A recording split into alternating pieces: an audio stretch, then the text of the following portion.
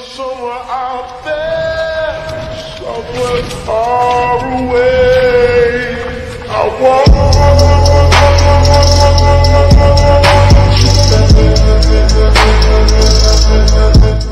Sa ngayon may isang tao ang tinatanong si Chenkyo, aniya, Saintess, hindi ka ba magbibigay galang muna sa matriarch? Sumagot naman si Chenkyo, na pupunta daw siya doon maya-maya. Sabi ng kasama ni Chenkyo, Saintess, kung hindi mo pupuntahan ang matriarch, magagalit siya. Saka, isa lang naman siyang bilanggo. Sulit ba talaga ang oras mo para pumunta ng personal? Nagsalita naman si Chenkyo, kung hindi naaangkop ang mga aksyon ko, natural na magpapaumanhin ako sa matriarch mamaya. Sumagot naman ang plastic na babae, na naiintindihan niya daw ito, subalit iniisip niya lang daw ang kapakanan ng Saintess. Nasabi naman niya sa kanyang isip, na isa lamang daw na Saintess, si Chenkyo na walang kahulugan ang titulo, ano daw ba kaya ang pinagpapanggap ni Chenkyo? Ipinakita naman ang ating bida na wala sa sarili na katulala. Tanong din niya kung nasaan ba daw siya, subalit may napansin naman siyang papalapit kaya napatingin naman siya sa pintuan. Subalit laking gulat naman niya nang makita si Chenkyo. At nagtataka rin siya dahil sa kung anong araw ba ang nangyayari dito. Pinapaalis naman ni Chenkyo ang babae dahil sa kakausapin niya daw ang ating bida ng sila lamang. Sinabi naman ng plastic na babae na mag-ingat daw si Chenkyo, isa pa kung makakatakas daw ang ating bida ay wala daw na makakapasan sa responsibilidad. Sinabi ni Chenkyo, ito ang Myriad Insect Pavilion Dungeon, isang lugar para ikulong ang mga kriminal, samantalang nagtataka naman ang ating bida, dahil sa kung papaano nga daw siya napunta sa lugar na ito. Naisip naman ng ating bida, Nor-Anson ng isang kagalang-galang na Demon Lord na kinidnap siya, at hindi niya maalala kung paano nangyari ito. Sa kanyang pananaw, napakasama ng plot na ito. Tinanong din ng ang ating bida si Chenkyo tungkol sa Saintess at napaisip siya kung nabuko na si Zir, na nagplano na mag-infiltrate sa Myriad Insect Pavilion kahapon. Subalit hindi naman nagsalita itong si Chenkyo, sa halip itinaas niya ang kanyang kamay, at may lilang aura ang lumalabas rito. Samantalang nahihirapan na lamang ang ating bida, dahil sa ginagawa ni Chenkyo, at nasuka rin siya ng dugo dahil dito. Pagkatapos noon ay bigla na lamang siyang natamba, at sa kanyang bibig may lumabas na isang insekto, laking pagtataka rin niya kung ano daw ba ang insekto na ito. Sinabi naman ni Chenkyo sa ating bida na ito ay isang hallucination insect, at ang mga apektado nito ay makakaranas ng illusions. Kahit na hindi komportable, ang sapilitang pagtanggal nito ay ang kanilang tanging opsyon sa kasalukuyang sitwasyon. Higit pa rito, tinanong ni Chenkyo kay Awei kung nakasalubong ba siya ng mga tao mula sa Myriad Insect Pavilion kaninang umaga. Sinabi rin niya na nakagat si Awei ng hallucination insect at kinaladkad pabalik sa Myriad Insect Pavilion. Ginawa ba iyon ng matriarch? Bakit bigla na lang kikilos ang matriarch? Hindi pa niya dapat alam na seryosong nasugatan si Meng Chenyo. Sinabi ni Awei na hindi, lumabas lang siya para kumain. Naisip rin niya, na palihim silang nagtanim ng isa pang insekto sa kanya nang hindi niya napapansin, kaya nakakatakot talaga ang mga taong ito mula sa Myriad Insect Pavilion. Subalit bigla naman na dumating ang plastic na babae, at malakas rin itong tinawag si Chenkyo. Agad naman na sinabi ng plastic na babae, na nais daw na makita ng mistress ang ating bida pati na rin daw si Chenkyo. Agad naman na napunta ang scene sa mistress, nagulat rin siya dahil nakabalik na daw pala si Chenkyo, subalit hindi man lang raw ito dumalaw sa kanya. Sinabi ng matriarch na ilang araw na siyang wala, at lalo siyang nagiging matigas ang ulo. Nang makita naman ni Awei ang pusa, sa kondangan ng mistress, ay naisip niya naman na tila pamilyar daw ang pasang iyon. Napansin ni Awe na pusa pala ng matriarch ang nakita niya sa kanyang bintana kaninang umaga, at kinarga pa niya ito. Para kay Awe, ginamit ang kuting para ibaba ang kanyang gwardiya at nilason siya. Napakasama, sobra. Sinabi ni Chenkyo na ang paghawak sa anumang random na pusa ay makakasama lang sa kanya. Sinabi naman ni Awe na sino ang makakalaban sa isang kuting. Kahit sino ay kakargahin ito. Tinanong ni Chenkyo ang matriarch kung bakit bigla niyang inimbita si Lee Ziwei. Dagdag pa na mayroon siyang malapit na ugnayan sa Ironcle. Sinabi ng matriarch na dapat siya ang nagtatanong niyan kay Chenkyo. Nakalimutan na ba niya ang sinabi sa kanya kanina? Sinabi ni Chenkyo na hindi pa niya nakakalimutan ang sinabi sa kanya. Napagtanto naman ni Chenkyo na palihim siyang sinusubaybayan ng hangal. Sumagot naman ang matriarch na kung kaya niyang subaybayan ang lalaki, bakit hindi niya siya subaybayan? Nagulat naman ang ating bida dahil sa palihim raw pala siyang sinusubaybayan ni Chenkyo, subalit pilit naman siyang pinapakalma ni Chenkyo dahil sa magpapaliwanag daw siya. Ayon sa matriarch, kay Awe, mayroon siyang talento para paibigan si Chenkyo kaya hindi na ito nakikinig sa kanyang mga utos. Lumapit rin siya sa ating bida, at sinabi na narinig niya daw na talagang kahanga-hanga daw ang ating bida. Nakakalungkot naman daw na kapag sinaktan mo ang isang tao mula sa Myriad Insect Pavilion, magbabayad ka kahit pahari ka.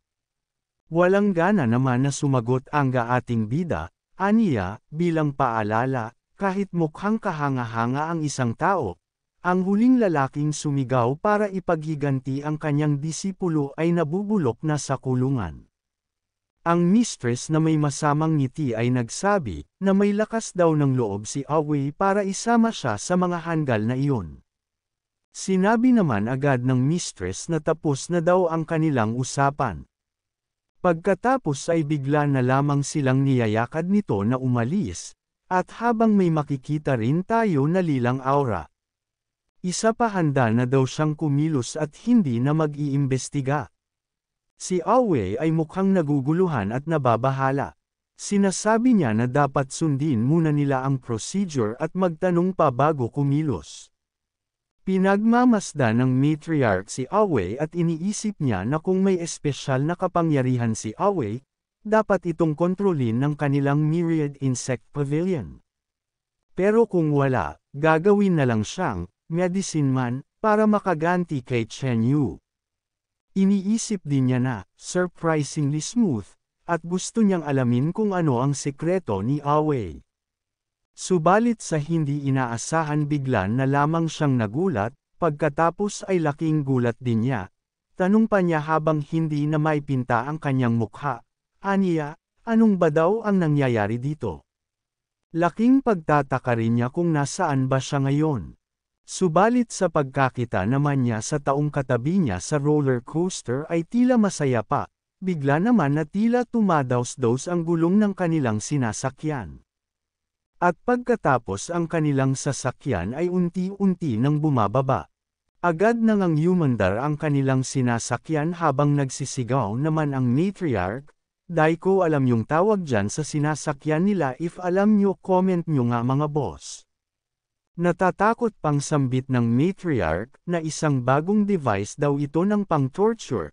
Sambit namang ng mga taong kasama niya, na humanap pa daw sila ng higit pang kasayahan at umulit pa. Tila nagulat naman ang matriarch at habang natatakot siya na pinagmamasdan ang mga taong kasama niya.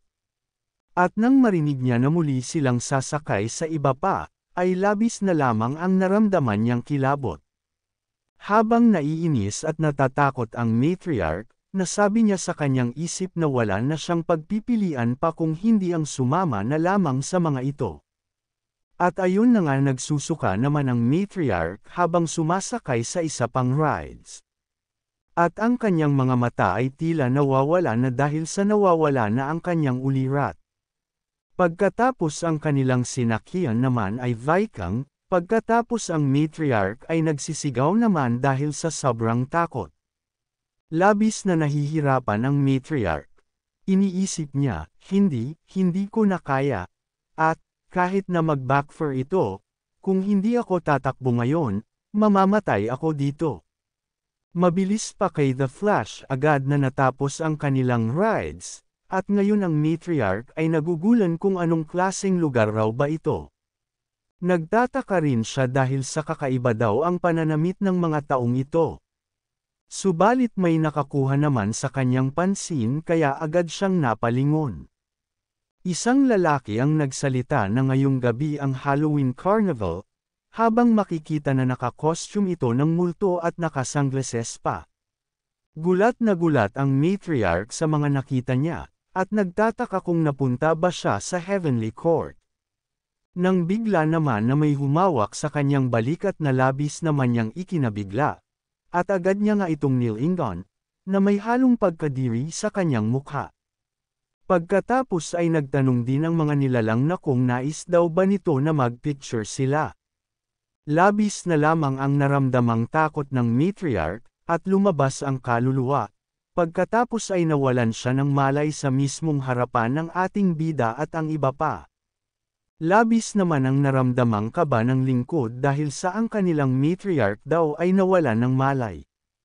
Kinilyuhan naman ng plastic na babae ang ating bida dahil sa ito nga ang sinisisi niya sa nangyari sa kanyang matriarch.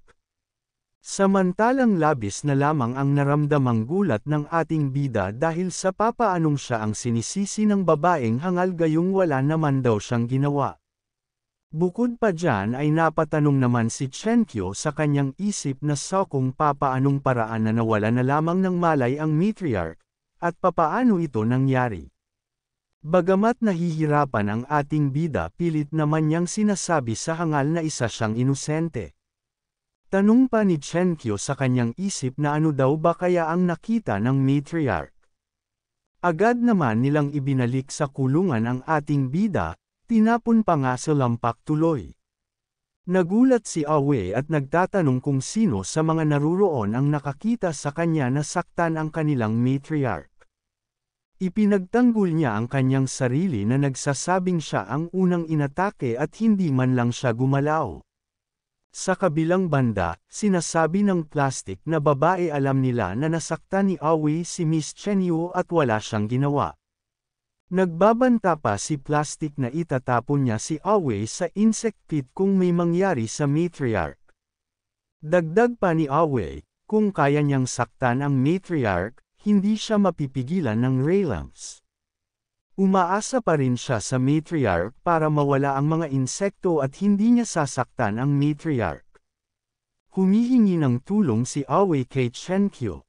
Sinabi niya na hindi siya ang may gawa at nakita rin ni Chenkyo ang nangyari. Hindi rin alam ni Aoi kung ano ang nangyari. Nagtatanong si Aoi kung gagana ba ang bagay na binigay sa kanya. Nagtatanong si Aoi kung gagana ba ang bagay na binigay sa kanya. Sinabi ni Chenkyo na hindi iyon gagana. Personal keepsake lang daw niya iyon. Nagtatanong si Aoi kung nagpapanggap lang siya. Sumagot si Chenkyo ng, "Yeah." Nagpapanik si Aoi at nagtatanong kung ano ang gagawin nila ngayon. Subalit agad naman siyang kumalma at sinabi na matutulog na lamang siya. Sa sandaling ito, ipinapakita si Hongshu na lubos na inaasahan. Isang babae, posibleng si Plastic, ang sumisigaw na kumuha agad ng manggagamot, habang ang isa pa ay nagsasabing magsindi siya ng pampakalmang insenso. Sa kabilang banda, iniisip ni Zier na plano ni Aoi ang lahat ng ito. Iniisip din niya na mas malakas na ang kanyang master at nag-aalala ito sa kanya kaya siya pumunta doon.